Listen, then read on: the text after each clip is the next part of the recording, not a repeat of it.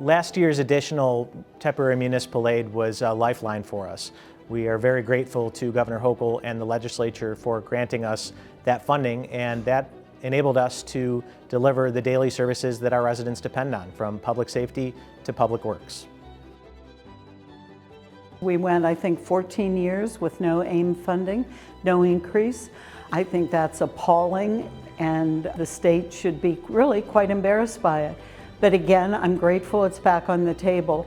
But we're desperate for your help to have it be increased each year, take the temporary off of it, and at least think about it in terms of cost of living. It's so critical that that funding is in this next year's budget because it's delivering right to the community. When we talk about municipal services and what we're providing taxpayers, it's police and fire protection. It's how we pick up a garbage. It's how we plow roads. And so more money that can go to municipalities, that's going to be seen by residents directly in their community. We're grateful for the temporary AIM boost that we received last year, but the challenge is that it's temporary, and oftentimes our expenses are permanent. And so to have more predictable increase in our AIM funding would definitely help us as a municipality to plan for the services that are most needed to support our constituents.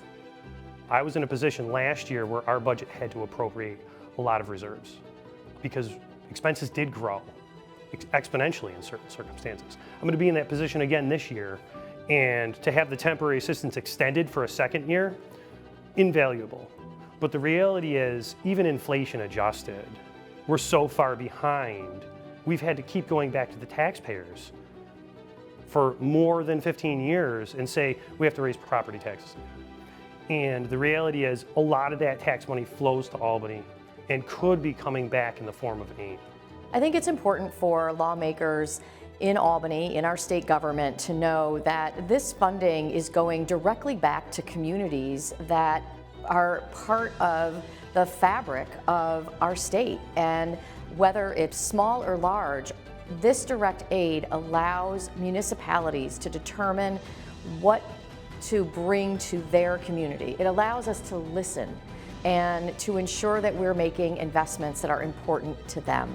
So it's something we're going to keep fighting for, and we're going to do it in the most tactful way because we understand we're all just trying to run a state, a county, a city, a village, and we all have to figure out how these tax dollars will work together. But for this, we need AIM funding.